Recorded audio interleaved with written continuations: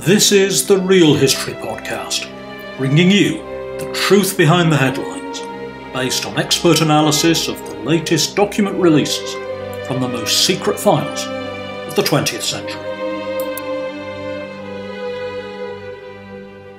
Today I'm going to tell you the true story of how one of the 20th century's most important Americans was exposed to sexual blackmail by sinister forces with ties to several intelligence agencies.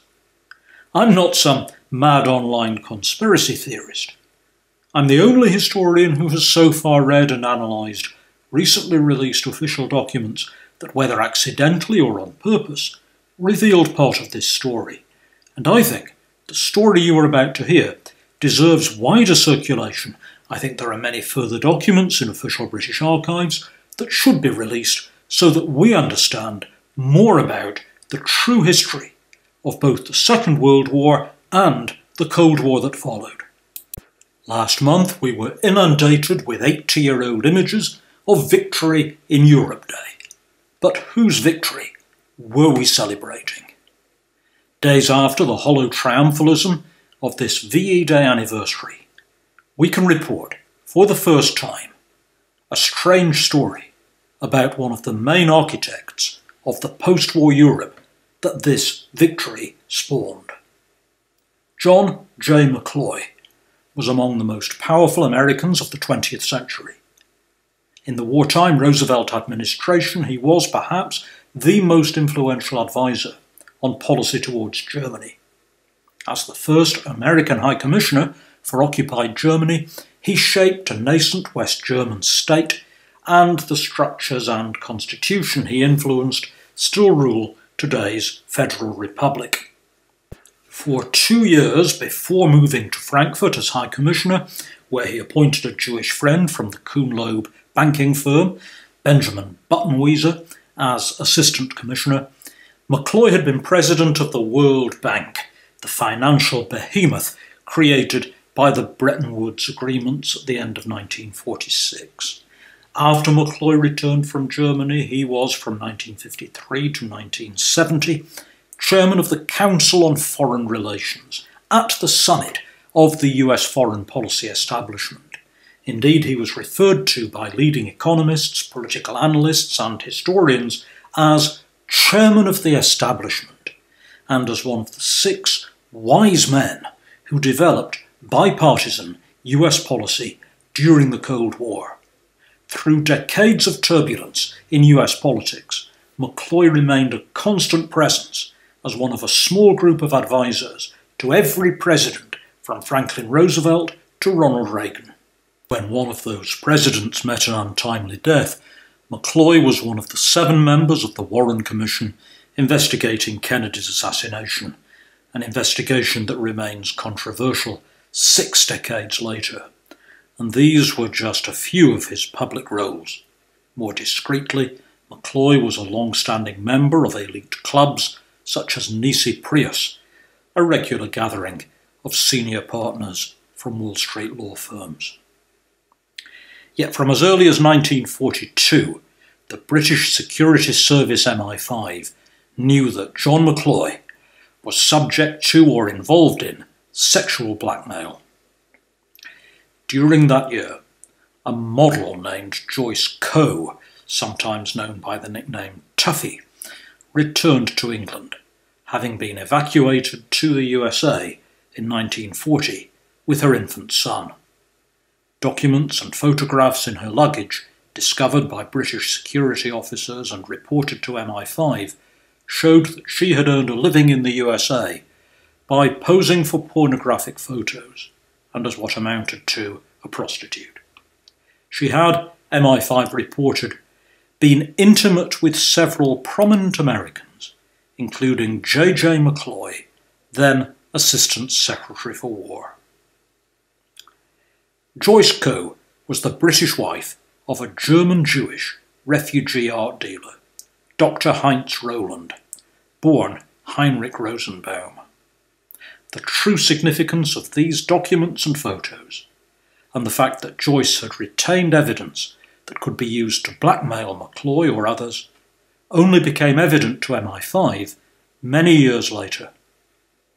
It wasn't until 1955 that MI5 began to take an interest in Heinz Roland, and it was later still in the 1960s that they belatedly opened a personal file on him with the designation PF749778. By then it was clear that Roland had, since the 1930s, been part of a tightly knit circle involving Jewish émigrés, communists and intelligence officers, several of whom were involved at elite levels in the art world. While starting out as an expert in Dutch and Flemish Old Masters, Roland and his partners in Roland, Brouws and Del Banco became London's most influential dealers in the post-war world of modern and contemporary art dominated by fellow Jews. During the mid-1950s, he became active with other leading Jewish cultural figures in a KGB front organisation, Artists for Peace, and visited the Soviet Union with his second wife in 1958. Unlike many other Jews in the art world, he avoided overt communist activity, but MI5 surveillance found that as late as June 1960, his name was mentioned among the Communist Party's artists group as a possible participant in a brains trust. And this was the man whose first wife had been deployed as a prostitute at the highest levels of early 1940s America. A vast effort was expanded by security and intelligence agencies on both sides of the Atlantic during the 1960s and 1970s as they struggled to come to terms with the extent of Soviet penetration dating back as far as the 1920s. The full implications of this are still only imperfectly understood in 2025, but it's now becoming possible for a growing number of scholars to piece together the hidden history of the past century, a history that casts events such as VE Day in a very different light. Together with the long-established disciplines of political and diplomatic history, military history, art history, the history of ideas, economic history and social history, the release of increasing numbers of relevant documents can, when subjected to painstaking analysis by those with expertise in this field, uncover the past seen through a new prism: intelligence history. At the UK National Archives in Kew, West London, there's now an exhibition celebrating aspects of that intelligence history. But like most press coverage of such subjects, it presents a carefully sanitised version. If we are to learn anything from the past century, we need to be honest about both the successes and the failures of our intelligence bureaucracy. Due to certain popular historians and broadcasters, the heroic propaganda of earlier generations has been replaced by whimsical, self-deprecatory irony. The truth was sometimes heroic, sometimes funny, but more often deadly serious. And it's time for Britons to grow out of their pantomime versions of our nation's past. There are important reasons why we, like MI5, should take a special interest in Heinz Roland and the deployment of his wife Joyce Coe as a prostitute among the New York and Washington elite of the early Second World War. Roland was born Heinrich Rosenbaum on New Year's Eve 1907 in Munich into a wealthy Jewish family, and soon followed his grandfather's profession of art dealer and art historian, studying in Weimar-era Berlin, Paris and Munich, and obtaining his doctorate at Munich University in 1928. Unlike many German Jewish art dealers who didn't emigrate until sometimes several years into the National Socialist era, Roland moved to London for economic reasons in 1929, and in the autumn of 1930 he went into partnership with a fellow Jewish-German expatriate art dealer, Dr. Gustav Del Banco. In 1932, Heinz Roland was fined by London magistrates for the offence of indecency with a female in Hyde Park, a notorious location for male and female prostitution. Beginning on a small scale in their 20s, Rowland and Delbanco developed into a prestigious firm of Piccadilly art dealers, eventually expanding post-war with an additional partner, Lillian Browse.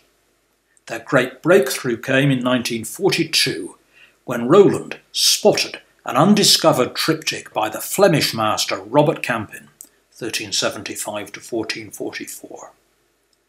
This was bought by a consortium of Jewish refugees and sold at vast profit.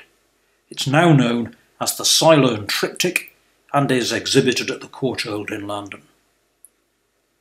It might seem a long way from the rarefied heights of Renaissance art to the low world of Jewish and communist political blackmail.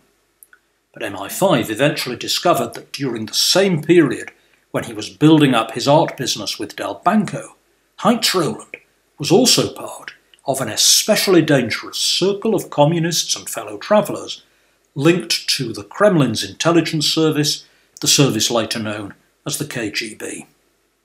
At numerous interviews during the 1960s and 1970s, MI5 officers focused on a party of friends who spent a weekend together in May 1937 at a holiday cottage in Wales owned by Kim Philby, then a young journalist, who was to become the most important spy of the century. Kim Philby himself wasn't present. He was by this time developing his career as a Soviet agent by working as a journalist based at General Franco's nationalist headquarters in Spain during the Civil War. In 1935, Heinz Rowland had obtained British naturalisation, partly thanks to a reference from a fellow art dealer, Kim Philby's close friend Thomas Harris, a very wealthy Anglo-Spanish half-Jew, whose own espionage career I shall examine in a later article and podcast. Rowland's wife Joyce wasn't present either. She'd given birth to their son Anthony 12 months earlier, and she was unwell, so she stayed at home in Hampstead with the baby. But those who were present at the Philby cottage in Wales that weekend in May 1937 were later of very great interest to MI5. The party was hosted by Philby's Jewish wife Litzy, who had been pivotal in his recruitment as a secret communist agent in 1934, and her friend Gerda Kalisch, another Austrian Jewess. Also present were Heinz Rowland's Jewish friends Louis Dantal and Edward Newmark. Dantal had previously been Gerda's lover, and Newmark was soon to become her husband. Edward and Gerda Newmark were monitored for years post-war by several intelligence agencies due to their substantial business connections behind the Iron Curtain.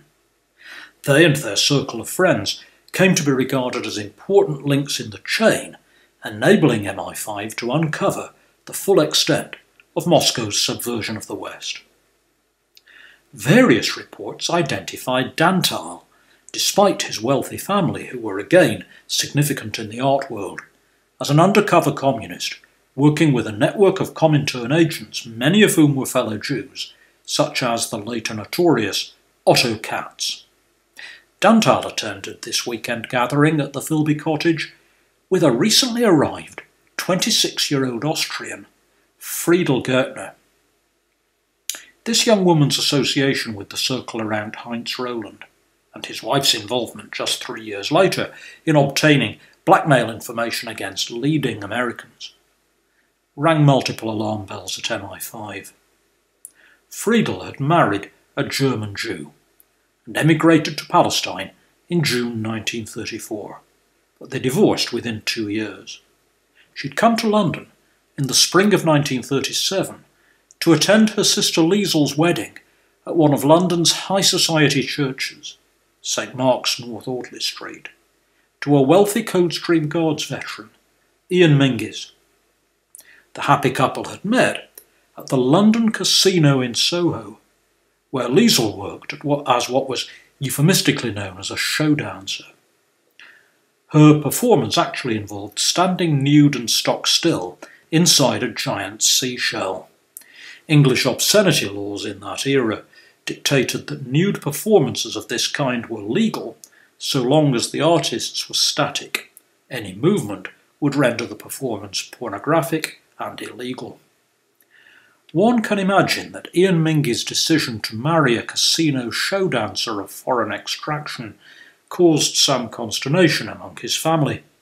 Ian's mother, Susanna, was an heiress who lived in a palatial Mayfair townhouse. His late stepfather, Sir George Holford, had been a prominent courtier, equerry to King Edward VII, to his widow Queen Alexandra, and to King George V, and was from a fabulously wealthy family, whose London home on Park Lane was eventually demolished to create the Dorchester Hotel. Perhaps more relevant from an MI5 perspective was that Ian Mingie's brother Stuart was at this point the Deputy Chief of Britain's intelligence service MI6. From 1939 to 52, Sir Stuart Mingies was Chief of MI6, among the most important intelligence officers of the entire Second World War and the early Cold War. Less than a month before the Mingies' wedding, the bride's sister Friedel was at this party in the Philbys' Welsh country cottage, together with a circle of Jews and communists. Moreover, the following year, Friedel herself entered the world of espionage, at first as an undercover agent for the MI5 officer Maxwell Knight, infiltrating pro-German and fascist circles in London.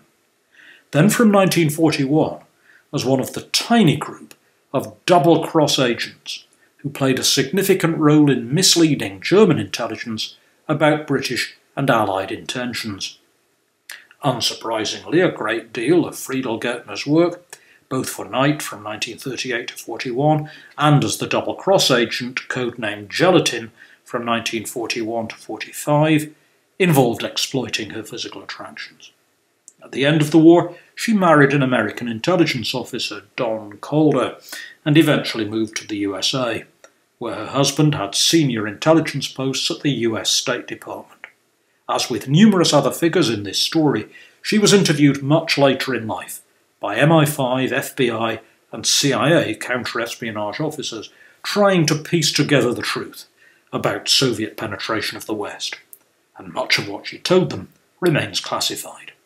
The mysterious weekend at the Philby cottage in 1937 included two other participants besides those previously mentioned. That's to say, Lucy Philby, her friend Gerda Kalisch, Gerda's future husband Edward Newmark, the art dealer Heinz Roland, the fellow art historian and secret communist Louis Dantal, and the MI6-connected future double-cross agent Friedel Gertner.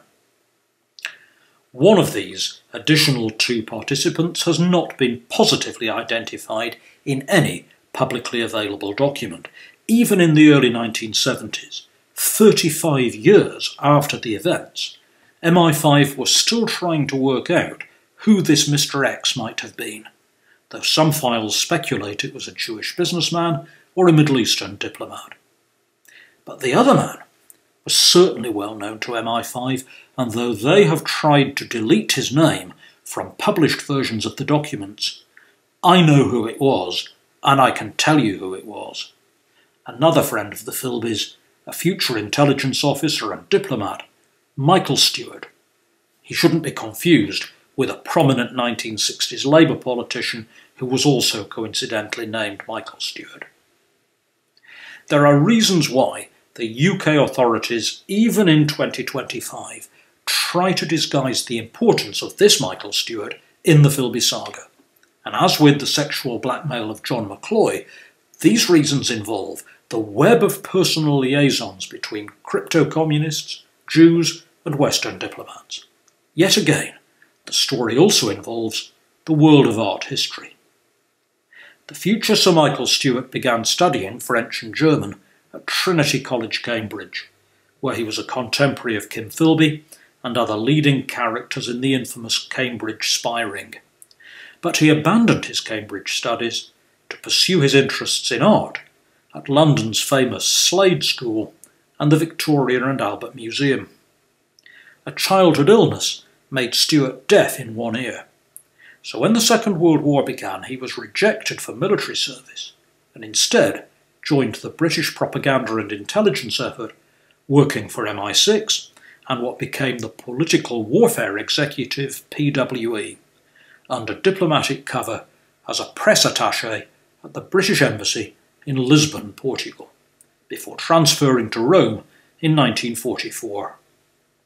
By the time the first stage of the Cambridge spy scandal broke with the defection of Guy Burgess and Donald McCloy in 1951, Michael Stewart had been promoted to a very important role in the secret world as chairman of the Joint Intelligence Committee Far East, based at Singapore.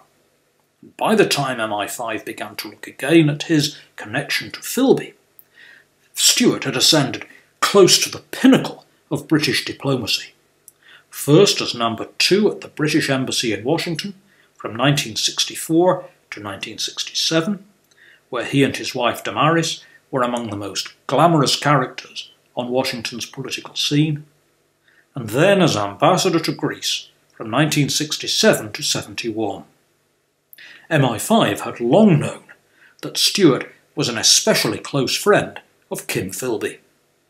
During the long summer vacation at the end of their first Cambridge year in 1930, he went on a holiday across Europe with Philby and another friend from Philby's school days, future MI6 officer Tim Milne.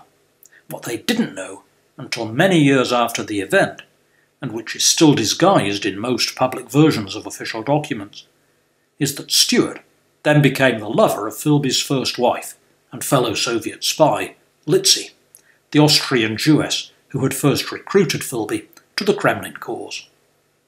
This affair had already started by the time of the May 1937 weekend party in Wales, and it was a lot more than just a casual fling. It went on for several years, and in the summer of 1939, the Soviet intelligence chief in London reported to Moscow that Litzy had used her affair with Stewart to persuade him to obtain a British intelligence posting for Kim. This was a few weeks before the outbreak of the Second World War, and Kim Philby was just about to return to London from his posting in Spain, where he'd covered the Civil War for the Times from a pro-Franco perspective, but was secretly working for Stalin's intelligence service, reporting to Moscow via Litzy. To facilitate this espionage work, she had obtained 2 French residences, a luxurious Paris flat at 67 Quai d'Orsay, and a rambling country house at Gros Rouvre, Seine-et-Oise. The exact role of Michael Stewart in getting Kim Philby embedded, first in Section D of MI6, which developed into the Special Operations Executive, SOE, and then in his rapid ascent within MI6, all the while betraying British intelligence to Stalin, is still not fully known. It seems likely that Stewart was perhaps unwittingly one of several avenues exploited to smooth the traitor's path to the centre of London's secrets. What we do know is that for much of the war, at his post in Lisbon, Stewart worked closely with Philby, who headed the Spanish and Portuguese division of the MI6 counter-espionage section. When MI5 began to examine Michael Stewart's affair with Litzy Philby, they were also disturbed by the pre-war connections of his sister Carol and the man she married in 1941, Francis Graham Harrison, regarded as one of the best read and sharpest minds of his generation, who worked in Prime Minister Attlee's private office from 1946 to 49 before progressing through the civil service to become the number 2 official at the Home Office from 1963 to 74. These and others were closely investigated by a team of MI5 sleuths, including Peter Wright, who in the 1980s caused an international scandal by exposing some aspects of the investigation in his memoir Spycatcher, which the British government tried and failed to ban. A dossier drawn up by Wright's MI5 colleagues to brief him for interviews with the art historian and Soviet spy Sir Anthony Blunt on 30th of April and 6th of May 1969, was among thousands of pages of once top-secret documents declassified in January this year, which I read when researching this article and podcast and other work that I will publish soon. How much did Michael Stewart know about Litzy and Kim's work for Moscow? Evidently this fact was explored at length by MI5 and MI6 and probably, if they were ever allowed to know about it, by their American counterparts in the FBI and CIA. But although we are now starting to learn more about the true story of the Cambridge spy ring, it's only a handful of experts in intelligence history, such as the present author, who are equipped to fill in the gaps. Just what is being hidden in London's archives, especially about the role of prominent Jews in these subversive activities? For example, in this instance, what is being hidden about the blackmail material collected against John McCloy? There's been a great deal of speculation in recent years about so-called Russian compromat, the sexual blackmail of President Donald Trump by Vladimir Putin's intelligence service and associated oligarchs. But if such compromat was collected against John McCloy and his circle in early 1940s Washington and New York, and the evidence is clear that it was, by whom was it used? Indeed, was McCloy himself the victim of blackmail, or a willing participant in collecting compromising information against other leading members of the New York and Washington financial and political establishment?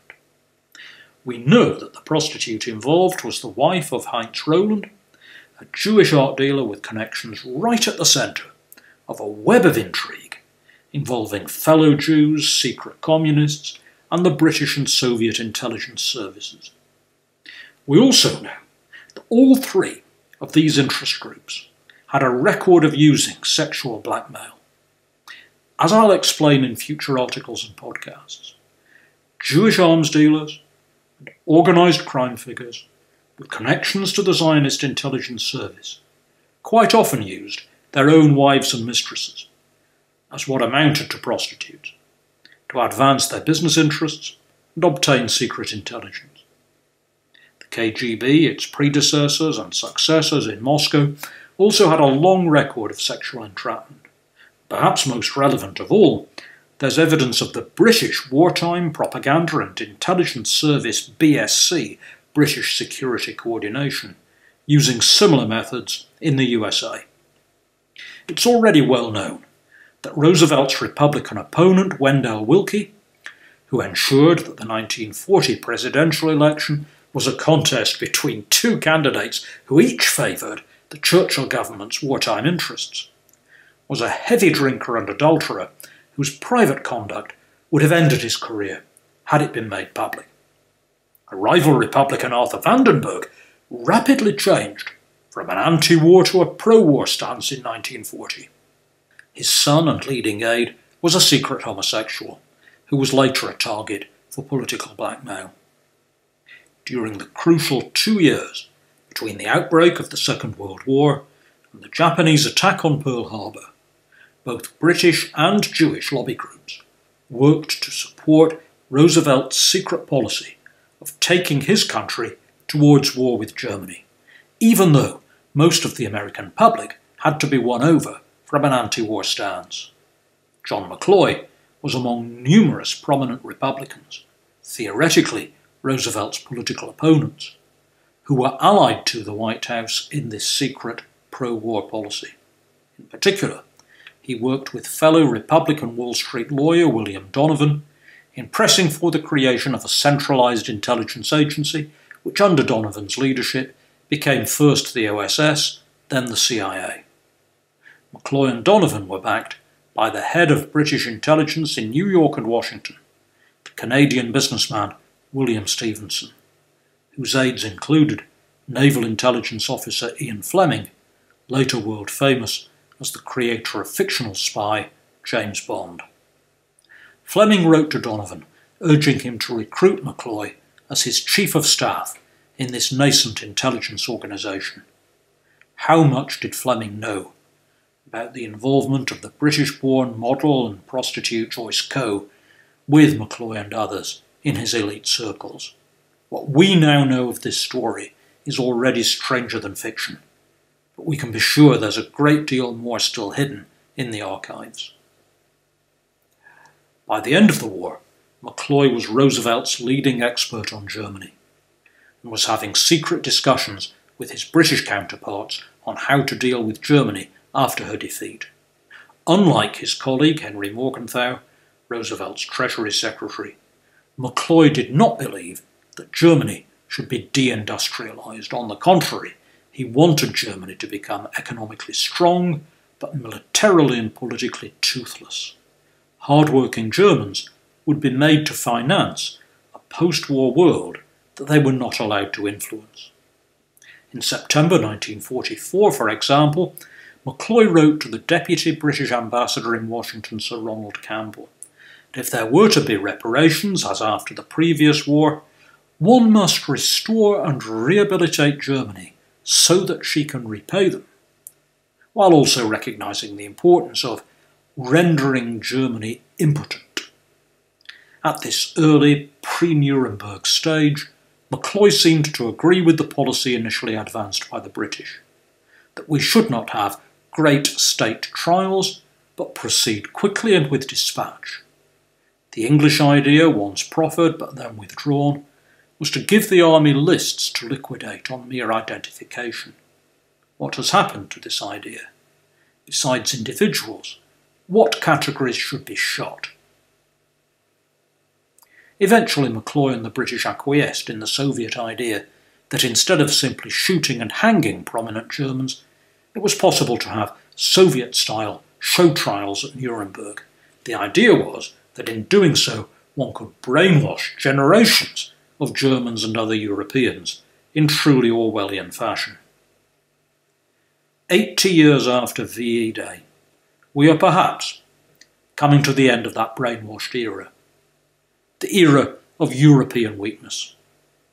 May 1945 was no victory for Poland, whose Prime Minister Donald Tusk was eager to grab his share of glory last month. VE Day was clearly a defeat for Ukraine, whose survival in the shadow of Muscovite oppression has been achieved despite the treachery of 1945's victors.